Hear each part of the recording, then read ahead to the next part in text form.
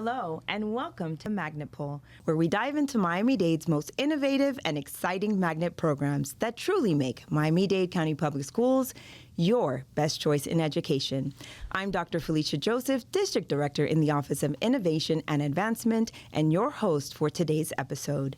Today, we'll be spotlighting a middle school that is redefining what learning looks like in such critical years, Howard D. McMillan Middle School. Welcoming today our principal, Dr. Justin Corin, Teacher of the Year for the South Region and Robotics Extraordinaire, Mr. Dale Adamson, and Health Medical Sciences teacher, Ms. Claudia Walden. Today, we'll be exploring what has made McMillan a truly outstanding middle school and learn about the magnet pathways in international Cambridge education, robotics and engineering, health and medical sciences, what makes them truly an environment to welcome middle school students, and why the families of Miami-Dade are drawn to this empowered environment. Welcome, everyone. Thank you. Thank you for having us. Absolutely, my pleasure. So McMillan has just been awarded the top school of excellence by the Magnet Schools of America.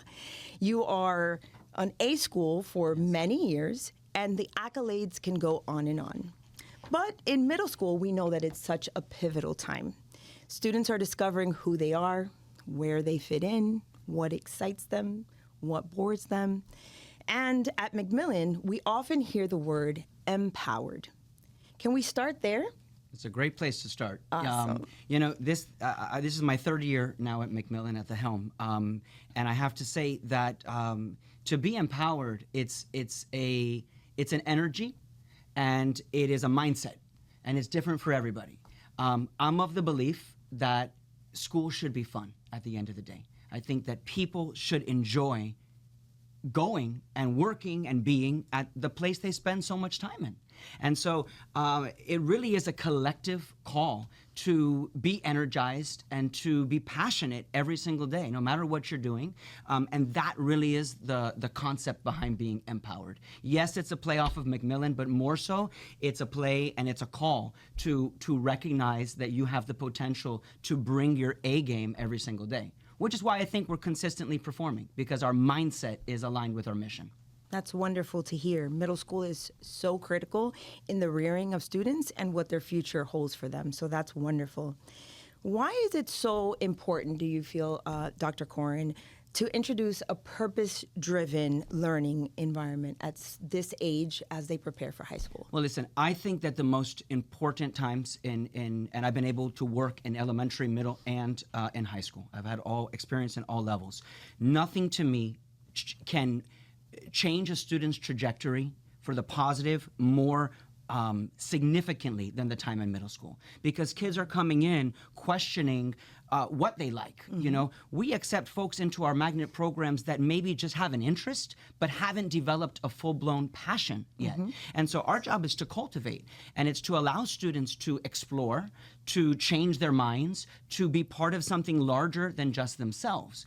And so it's not just about elevating the bar, because we do believe that with rigor, we elevate and students will meet us if we raise the bar. If we lower the bar, you know, we're not really setting the standard for excellence. We're just accepting the status quo. And so, you know, we want to drive programs that deliver, but it's not the program. It's the people behind the program. Absolutely. It's the teachers and it's the support staff that really make what I think do at McMillan special. Mm-hmm, mm-hmm. And I would imagine also the families, right?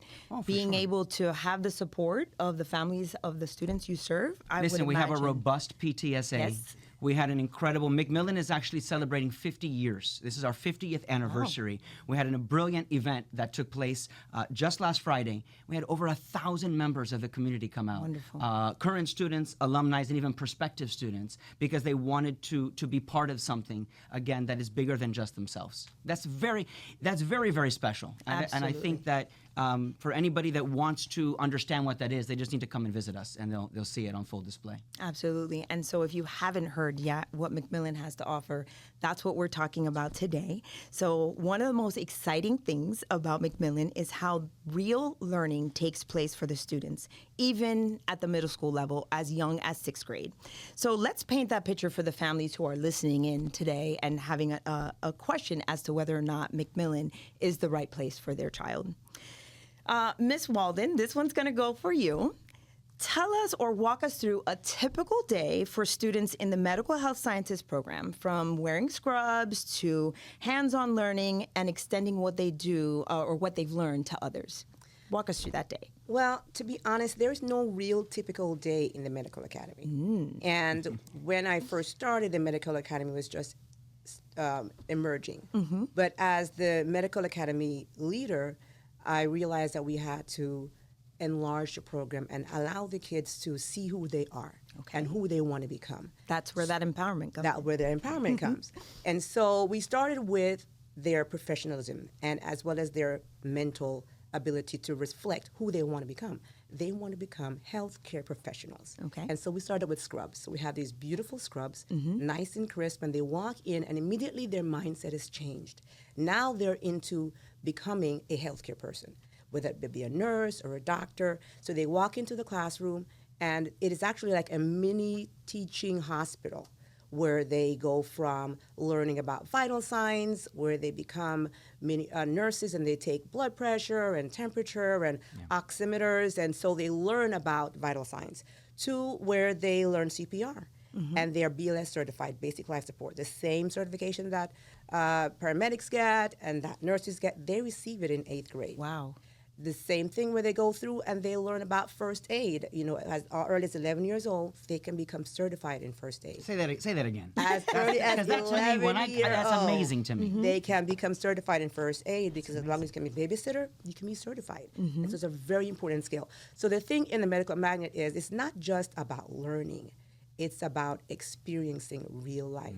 So when they walk in, they are transformed and they realize, okay, now I can understand where I want to be. So it's a great experience, and we go through above a veterinary program as well. That's amazing, and it's been transformative.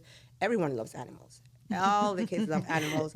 They love our baby Louis snake, which is a hobnob snake. They love our birds and all the other animals, but they learn hands-on how to become who they want to be. That is a wonderful opportunity for students to be immersed so early in their learning stages. And I've always been taught, dress for the position you want, right? Not for the position you're in. So bringing in those scrubs, I think, is a wonderful addition that really changes the mindset of the students as they walk in. So tell me, how do those experiences help students to begin imagining themselves in that future career? You kind of told us a little bit about that CPR training in 8th grade. Right. But how do they get there from that 6th grade to the 8th grade walk of earning that CPR certification? So everything is integrated from 6th grade to 7th grade to 8th grade. Okay. So in 6th grade, it is a veterinary program that delves into how do we look and take care of animals as well as humans, and we do a comparative analysis of that. And so we learn about medical terminology, we'll learn about how to offer assistance if there is any first aid that's required for animals and human. Okay. And then we could transition into 7th grade, where they also learn about how to develop these skills that they need to become a healthcare professional. So that could be infection control. That could be very important, infection Sounds control. serious. Exactly. It's also, again, I said before about first aid. That could be learning about our cranial nerves. It is an all-inclusive experience for them. And then in 8th grade, so they also learn, by the way, in 7th grade, CPR, because as a part of first aid, you have to learn CPR. Okay. And in 8th grade, then they become certified officially in basic life support. So it's really an all-inclusive. But you also have, there also is a competitive arm, which I want you to brag about. I was because getting there. You're getting there? Okay. Because what I that's know epic for is us. that experiences like this definitely build a sense of pride, ownership, and I guess you would say knowledge in these students, right? And leadership. So where do they take all of this learning that's bottled up in these 3 years outside of your traditional reading, language arts, math, and science. They're learning so much more. So what do they do with these skills aside from just simply, getting a CPR certification? Wonderful question. So we incorporate that in many ways. For example, we had an event at school where the students would do health screenings for the elderly. So they'll use the same skills they learn in class about vital signs to actually incorporate that into the community. When we had our McMillan 50th anniversary, the medical community, the medical magnet students were the first aid section. Oh, so there's anyone who got hurt. We used, Which luckily, we not had serious, to use. We had to assess an injury, and Okay. the person was perfectly fine and came back to school, perfectly healthy. But we had to use those skills, right? Talk about real world experience. Real right? world experiences. We also have a very powerful leadership organization we're part of. It's called HOSA, Okay. Future Health Professionals. Okay, tell us And about that. Sounds HOSA interesting. It is. It is amazing. It is an international student-led organization. Okay. So the students compete in a variety of different competitions, from first aid, life-threatening situations, to health career displays, to forensic science. And we competed this year. We started with 16 people 5 years ago. Okay. This year, we had 57 students Wow. who placed in the top 3 and are now going from the regional level to the states in April of this is year. amazing. It is amazing. Amazing. And the kids did Congratulations. an amazing job. And their skills were put to the test. And that leadership was paramount, because not only did they have to compete, but HOSA is not just competition, it's also about community. So we also do community events, such as we do a blood drive that we've done in the past. And we lead different events that the students can put the leadership skills together and utilize it. And they realize that the healthcare is not just inside a classroom, it's in the community.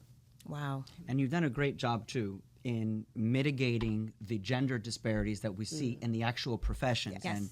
And we'll hear, I'm sure, from Mr. Adamson when we get to robotics, but what we've seen historically is that we have more females entering the pre-medical field and more boys interested in building robots and doing engineering. And we, through a very strategic, targeted campaign with these two have led, we've seen such a change. And we have so many males now entering the That field is of wonderful. medicine, which That is, is true. I think, extremely exciting. That It is. is. It's amazing. We have more boys who are now in the medical academy than ever before. So it has been amazing. That is amazing, and I am impressed to hear about the development of that HOSA participation and really how students are asserting themselves to become leaders in the community. So that is awesome. I really hope that student ended up okay, Dr. Corin. No, That student was great. I'm sure if the students were led by Student may have faked Ms. it just Walden, to make sure that the other students knew what they were possible. doing. We were doing what we were It's supposed to be possible. doing. Anything is possible at McMillan. It could be a plant or something like that. Never know.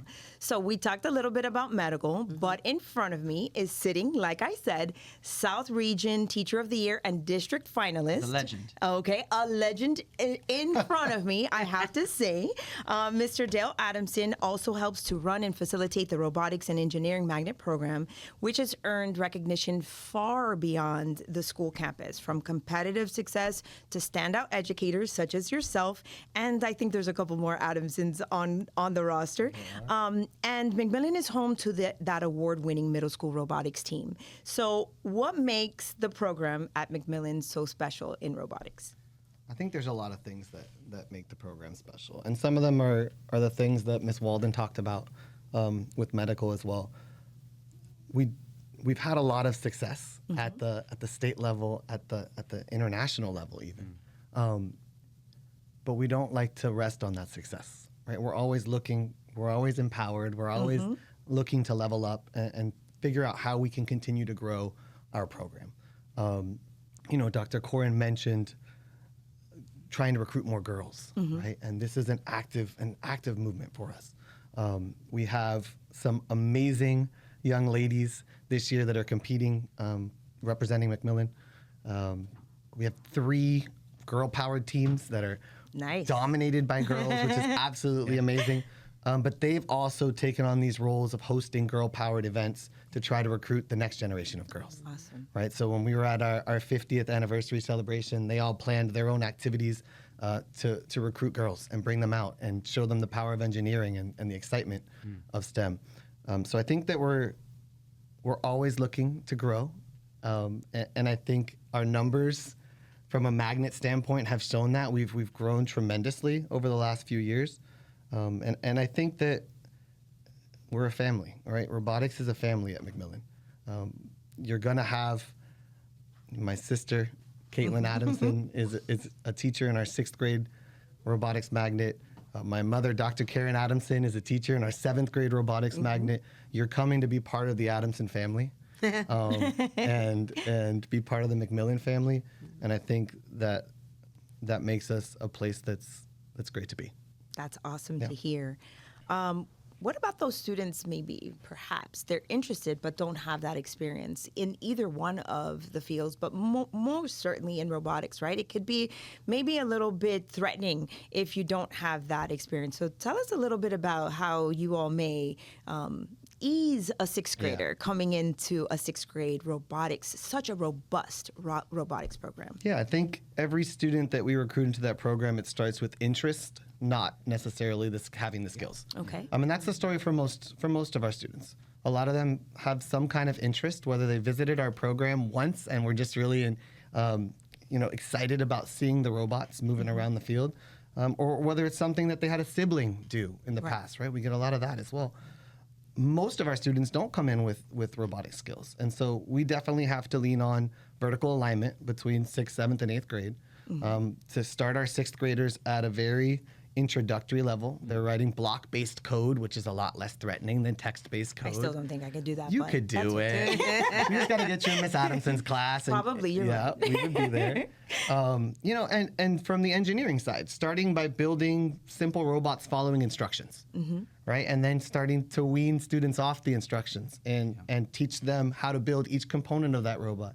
So by the time you end up in our 8th grade class, you see some of the robots these kids are building, and it's absolutely mind-blowing. You said it's something. amazing. We were talking the other day, and Mr. Adamson said that every day it's an opportunity for a new student to have a breakthrough. Wow. And if you can, I think that was so touching to me when we were talking in the hallway, and it was I am moment. blessed to have contact with 150 different students every day. Wow. And they're all on their different journeys, and they're all in different places on that journey. And so some students might one day leave with that frustration level, but to come back the next day and put that frustration into productivity and find those solutions, just seeing that spark and that light bulb. It's not only independent work too. Yeah. It's like, I think the misconception sometimes when applying to robotics or even medical is that at the age of 11 years old, it feels like you're applying to college. And I'm committing myself to be a doctor. I'm committing myself to be. Yes. And I think it's like we're building students up. We're not just teaching them to build robots. We're building their character. Definitely. We're building the way that they work together. And you had mentioned the international, stage. Yeah. But when you go to the international competition, we had, I think, 76, 77 nations last year. Yeah. Different languages, different ways of communicating, different cultural backgrounds. But the commonality is that we're all here for the love of building and competing the same game. Yeah. It's really quite beautiful to see. And to think that students who really don't even have a foundation of either one of these programs have the ability to come, learn, participate, and then compete is really sets the bar very high. And I would for say the students there. What is really amazing is that every student leaves our program with new skills. Yes. And for some of them, those skills may be very technical. It may be that they are on this forward path, I want to be an engineer. But for others, they're learning how to solve problems. Absolutely. They're learning how to communicate, important, right? learning how to communicate and work with other people and solve disagreements in Yes. in positive ways instead of negative ways. There's just so many skills that our students are able to leave. And our program with. because you have those connections, and you both, and all of our teachers do, but you two do it so well. You maintain those relationships with your former students. Yeah. And so we know statistically that these students, our students, are going to the best high schools in Miami, and from there they're going to some of the best colleges and universities. And the foundation that we've set, it's truly an investment in their future. And it comes, I think, not just from the skill, but from the heart. Yeah. Sounds like such a wonderful legacy that all of you are contributing to the community and allowing students to experience so that they have a more promising future. So definitely a place, from what I'm hearing, what I definitely know, that students want more from, right? So we've talked about medical sciences, we've talked about robotics and engineering, and on top of all that hands-on learning, at McMillan, students have an opportunity to participate in advanced academics. So the International Cambridge program definitely is flourishing at McMillan. It is paired with rigor and strong student support. So what makes that program at McMillan such a strong option for families when they are considering the advanced academics for their children? I think it goes back to what I said in the opening, which is we have the mentality of leveling up, of raising the bar. Okay. Of not, once we hit the mark, we want to then raise the bar even higher. And it's all about preparing them for what's next, while at the same time enjoying the learning process. Because what Cambridge does is it provides this almost like an umbrella of rigor over the core subject areas. So it's not only for our magnet programs, but it's going to be for your language arts, your math, your science, your social studies.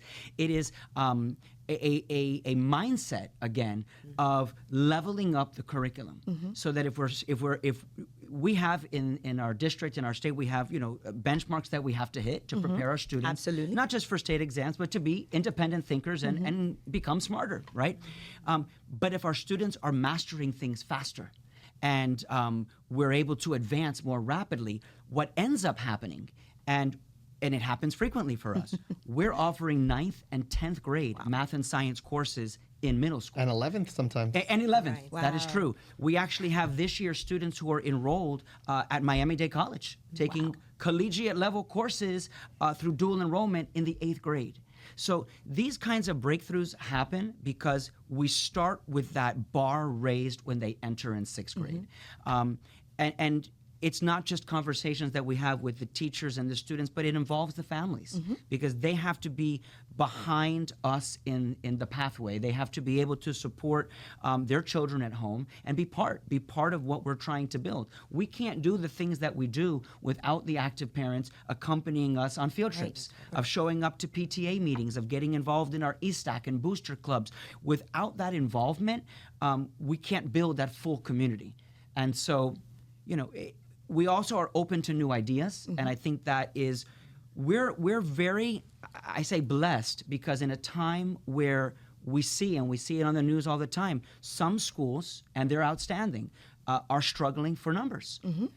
We don't have that problem right now, and we're not like head in the sand that we don't understand why. We've worked very, very hard to not just create a culture, but to maintain a culture, and so we have that sense of obligation to deliver each and every day. But as a result of that, we do have wait lists for some of our programs, and we do our darn best to get as many students in as we possibly can. But that's a result of the work that goes in Absolutely. to sustaining, not just building programs. I think what I'm hearing is commitment from the students, from the parents, from the teachers, from administration. And the heart, right? Yeah. Because we have this big M that Mr. Adamson has on all the uniforms. I have an M too. You have an Dr. M, and I have an M. Everybody has the M. But it's you want to feel like I show up and I want to be there. Right. We have the second highest attendance of any middle school in the entire district, and I don't think we really tried. Probably one of the biggest enrollment numbers, Correct. right? Correct. So being able to maintain that percentage along And remember, with kids the can number get of sick, and students. kids can, we accommodate. And kids can get bored, let's face it, right? Sometimes you don't want to be there. Right. But being that you have high attendance rates, clearly you're doing something that's not just drawing the Correct. students in, but making them want to come and stay. It's So that's something cool, to and I'll just say, because we talk about magnet, but if you think about a magnet, and I love the name of the show we're on, the magnet pull, because we literally do pull. We pull students from as far as Florida City and all the way to the Broward line, and we are pulling students into the programs. It's the programs that we offer that put McMillan on the map. Definitely. And because of that commitment from the teachers, the students, the parents, the support staff, it takes cafeteria workers and custodial staff and the people in the main office. It takes a sense of true community to build culture. And we're very proud of that. Definitely sounds like somewhere I would love to be, and maybe my kids. They're a little bit old for that, but you never know. So the academic rigor is so important, but how do you balance that with also, because I hear you saying students are going to high school with credits already, which means they're a step ahead, able to then take additional interest courses as they get to high school. Right. That sounds like medical sciences, robotics, advanced academics. Sounds like a lot of pressure, right?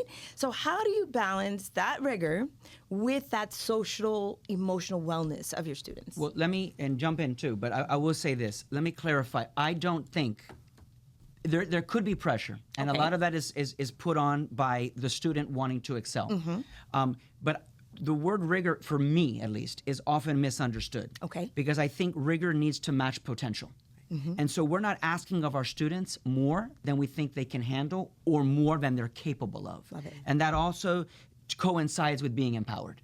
That sometimes you don't know how charged you are. You don't know what you can accomplish. So I truly believe that it's a call to action. But when you do something you love, no matter what it is, at our school it happens to be the medical program and the robotics program. But no matter what you study, no matter what you do, if you love doing it, it feels less like a job and more like a calling. Definitely. And so we find our students not just working as hard as they can during the school day, but staying after school. Both Ms. Walden and Mr. Adamson, as well as numerous colleagues, are coaching sports, are sponsoring clubs.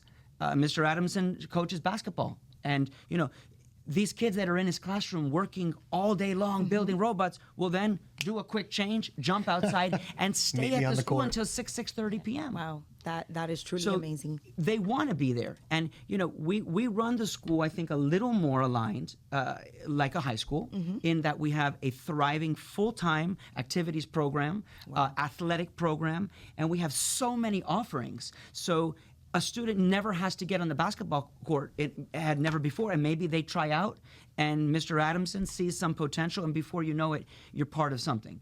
And so, to me, it's being able to offer things and balance the academic component with the extracurricular. But you've seen it too. Yes, I absolutely have, and the students love it, and that's why I know it's a place to be. It's not just the rigor, as you mentioned, but I love the word that you use, a calling, because students realize when they're in our school that the things that they learn is more about learning, but it's more about not really much about learning, although that's important, but it's the experience. That's more than important, but it's experience. Right. And then they realize, again, as I said before, what they can be, and it becomes their calling. And then it transcends learning. Now they take responsibility for that learning. They take responsibility for what they do with that information. So I love the idea about the calling, because a lot of times when kids leave, for example, the medical magnet, they go to high school, they are very much prepared because they have not only the information, but we have, for example, FIU professors who come and talk to the kids. We have nurses and doctors who come and speak to the students. And so they have a full line and scope of what it is that they're interested in, and they're ready for it. Awesome. I think we also have some really amazing teachers in our building that connect with students.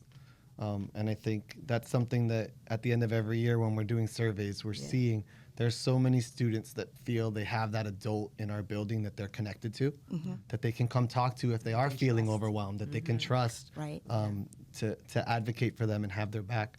And, you know, there are certainly times where a robotics student might feel overwhelmed by the task in front of them.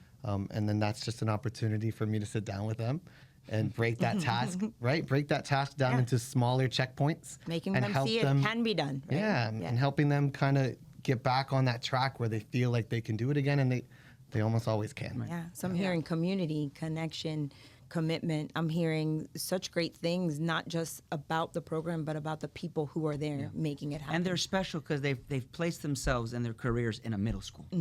And I think so many folk, when you tell people, I work in a middle school, and they go, oh my God, my hat goes off to you. You know what? it is a calling, but I so believe that the biggest impact you can have in this process of K through 12 education, for me, in my journey, which I think makes me, so blessed to be working with these fine people in middle school, because these kids are getting to the age that they're questioning the world around them, and they may be looking for an adult, a role model that may not be mom or dad, to be able to question and to be able to realize things are possible, and I can see things and solve problems in different ways that before I didn't know I was capable of doing. And Definitely. Balance is key. Definitely. Definitely. And McMillan, as I said before, has been an A school for many years, and you've painted a full picture of those academic offerings, some of the activities and events that happen for the students. I don't want to call myself a stalker or anything, but I do follow McMillan on social media and see not just what the teachers are bringing, not just what the students can offer to the program, but the true commitment from you, Dr. Corrin, as principal. And so my question to you is, from your perspective as the principal of the school, how have these outside the classroom activities, right, outside those four walls of the Magnet program, how have these activities, events, and your sheer energy shifted the overall culture at McMillan for the students? Listen, the word present doesn't mean just show up. It means to be alive, to be fully there. And it doesn't just limit the people that are sponsoring the event or, participating. We have teachers show up to basketball games, volleyball games, soccer games, performances, musical theater. By the way, all after hours, right? All after hours. Right. And this is why we had this event last week called McMillan After Hours. Okay, we had 1,000 people show up, and nearly every single teacher was there until 9 o'clock at night, because it was an awesome opportunity to reconnect and to appreciate each other as not just teachers, but as human beings that have dedicated themselves to a profession. I try to see as much as I can, and thank you for the compliment, but it's something that I feel an obligation, because how can I support the work that my teachers are doing if I haven't experienced it, if I haven't seen it? So I know what it's like to travel to Dallas with students that have worked for 3 years, summers included, to get ready to sit and or stand and compete on the world stage, and I've seen that passion. And so then I come back with my team administratively, and I can find ways, how can we, as we keep saying, level up? How can we continue to make it better? Because one thing that I don't think that anybody, when it comes to children, should become complacent. Yeah. We should always be actively moving the ship forward to ensure that we are giving the best opportunity that we possibly can to our students. Definitely, and that is a great mindset to have as the leader that's helping to encourage and keep teachers motivated to do what they're doing for these students. And, Dr. Joseph, you were a principal too. If you love what you do, it is so darn easy. Yeah, I think it becomes infectious. People say, how do you have so much energy? Yep. Because I work with great people, and because I get to see amazing kids every single day. Absolutely. Like, it's a dream job. Yeah. It really is. I think you can dance a little too, right? Social media. Check it out. I was really hoping you'd bring us the donuts, but not today. Not today. So we did throw 100 donuts. I say throw. I tossed. Okay. I may have thrown a might couple. have been a throw. Where's the camera? We started a tradition, the 100th day of school. Okay. We find students who do the right thing, which at McMillan is everybody. And so we kind of, you can look at the video and see, but the donuts were flying. Maybe next year you do 100 times 10, right? I think that's like 1,000. I may need you to come out and help me distribute. Absolutely. Okay.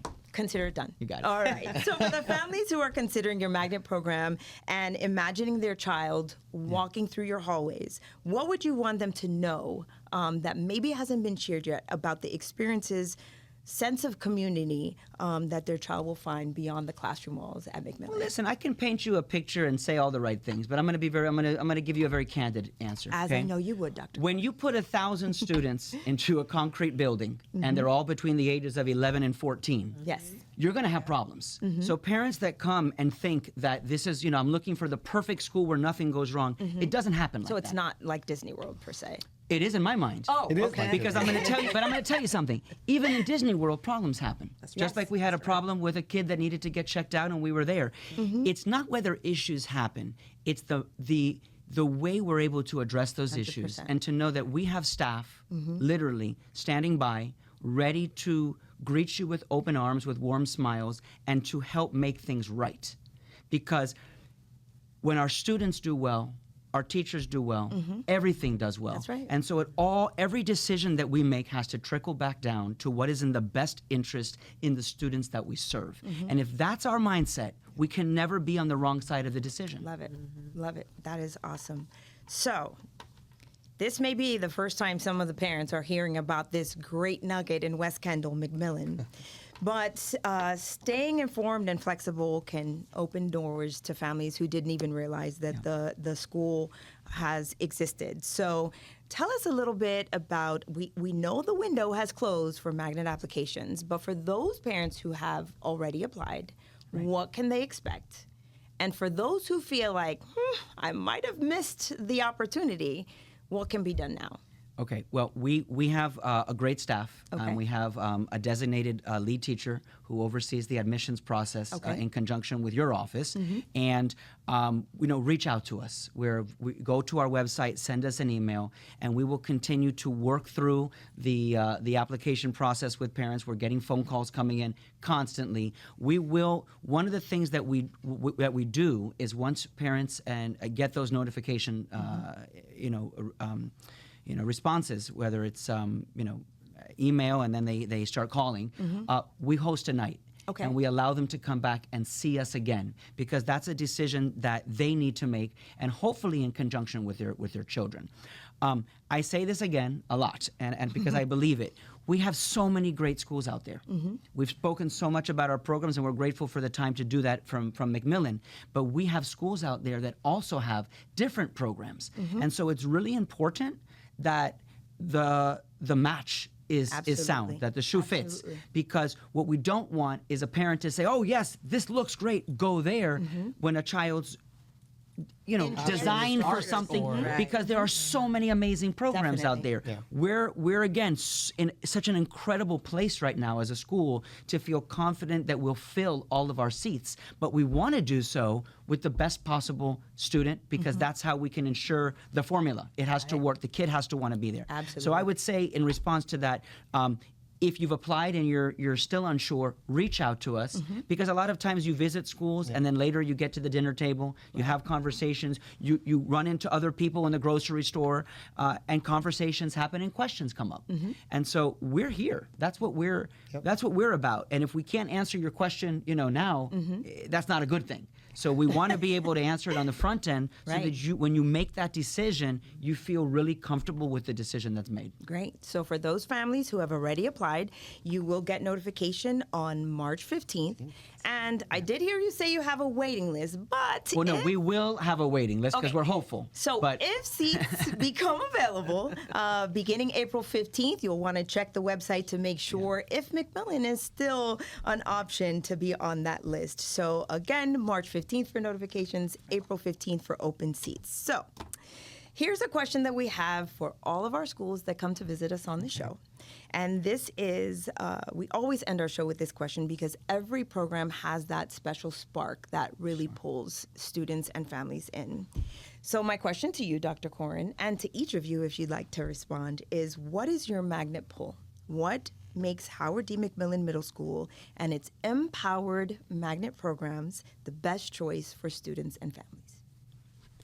it is the genuine authenticity that we bring every day. People can, I hope, my goal is that people can be themselves. And when they leave our school, in whatever capacity they're in, from student to teacher, again, to somebody who's working in the cafeteria, that they can feel that they have left the school better than they entered it. How awesome is that? I think we started our conversation today with you telling me to be unapologetically myself. That's right? that's a quote that I had to tell you. I lifted, and I don't lift many quotes because I have a lot of my own. From the But South Region when Teacher our of the South Year Region, in I was District telling him, Finance. you know, he was going into another. He had so many interviews recently Mm-hmm. because he got these accolades. But my. I was giving him a pep talk, and he said, you know, Dr. Corin, I can only be unapologetically me. And I thought that was so simple yet so profound. Yes. And it does sum you up. Because let me tell you, he's one heck of a teacher. And with someone like that and someone like all of you, that is exactly what we're bringing out of these students for them to become unapologetically themselves. So how strengthening is that? Thank you, Dr. Corin, Ms. Walden, Mr. Adamson, for joining me today and for sharing Howard D. McMillan Middle School and how it's empowering students through innovation, rigor, and purpose-driven learning. And a big thank you to our listeners and viewers as well as Miami's Community News for their partnership in bringing students, stories, and our schools to the community through this platform. To our families listening, while the Magna application window is currently closed, notifications will be released on March 15th and applications may reopen on April 15th if space becomes available. To learn more, please visit us at miamimagnets.org to learn about our 119 magnet programs who have earned 99 MSA Merit Awards this school year alone. Families can stay connected and never miss an opportunity by following us on social media at Miami Magnets. That's all for this episode of the Magnet Pool. Keep doing what inspires you, and we'll see you next time.